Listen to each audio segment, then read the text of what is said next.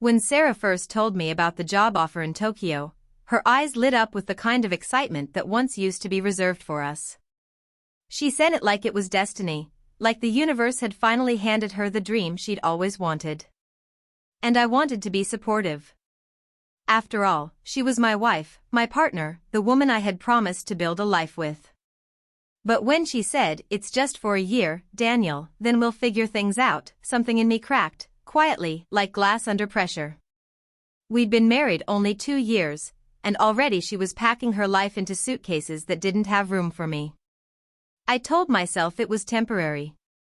That love could stretch across oceans and time zones. That the late-night calls and grainy video chats would somehow keep the pulse of our marriage alive. The first few weeks, we talked constantly, every morning her time, every night mine. She'd tell me about her office in Shibuya, the neon lights, the sushi lunches, and her new team. I'd listen, smiling, pretending that I didn't hear how her voice was changing, becoming more alive when she talked about Tokyo and quieter when she talked about coming home. 2 months in, the calls started fading. "Busy week," she'd text. "Big presentation tomorrow. Can we skip tonight?" I'm exhausted. I tried to be understanding, to be patient. But patience in love has a breaking point. I'd sit up late at night in our half-empty apartment, her favorite mug still on the counter, her perfume fading from the sheets. I told myself she just needed space to grow. But the truth was, she was growing away from me.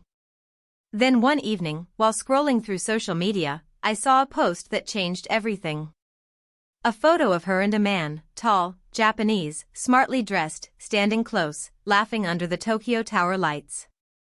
The caption read, "The dream team after another big win." She hadn't mentioned any dream team to me. The comments from her colleagues called them the power duo. My chest tightened. I wanted to believe it was innocent. I needed to. So I didn't confront her. I waited. But waiting became torture. The messages dwindled further. She missed our anniversary, sending only a quick text, "Sorry, love. Crazy day. I'll call soon." She never did. I watched the clock that night until 3 a.m., the silence between us louder than any fight we'd ever had. 3 weeks later, I decided to surprise her. I booked a flight to Tokyo. I told myself I was doing it for us, to remind her of what we had, to fight for it. I landed on a cold Friday night, the city alive and pulsing around me. She didn't know I was there. When I reached her apartment, I hesitated at the door, my heart pounding. I rang the bell. She opened it wearing a robe. Her eyes widened in shock. Behind her, I heard a man's voice, his voice, from the post. He walked out, shirtless, holding a wine glass, and froze when he saw me. For a moment, no one said anything. The sound of the city outside, the traffic, the chatter, the hum, felt like a cruel soundtrack to the scene. "Daniel, what are you doing here?" she whispered. I laughed. A hollow, bitter sound I didn't recognize. "I could ask you the same." She stammered something about needing comfort, about how we were drifting, about how she didn't plan for this. But the details didn't matter anymore. The woman I had loved, defended, and waited for had already made her choice. She traded our vows for ambition, for adventure, for whatever this was. I didn't shout. I didn't beg. I didn't even ask him to leave. I just looked at her, really looked at her, and realized she was no longer the woman who once cried happy tears when we said "I do." She was someone else now, chasing something that didn't include me. "I get it," I said quietly. "You wanted more than this life. I hope it was worth it." I turned and walked away before she could answer. She called out my name, once, twice, but her voice broke before it reached me. I didn't turn back.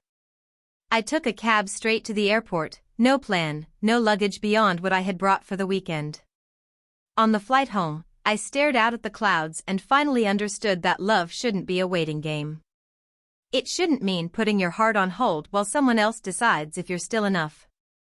When I landed, I didn't call her. I didn't post about it. I just packed her remaining things into boxes and mailed them to the Tokyo address she'd once proudly given me. A week later, she sent an email, long, tearful, full of apologies and explanations. She said she'd made a mistake. That the man meant nothing. That she wanted to come home and fix things. But I'd already started fixing things, myself. I was done waiting for someone who had already walked away in every way that mattered. I replied with a single line, "You chose your path, Sarah. I'm finally choosing mine." Months have passed since then. I moved to a new city, started a new job, met new people. Sometimes I still think about her, how she looked under the Tokyo lights, how I used to imagine us there together. But the difference is, now I can think of her without pain. Because the truth is, some people will always chase horizons, never realizing they already had home in their hands. Sarah traded our vows for a dream that didn't include me. And for the first time in years, I'm not waiting anymore, I'm living.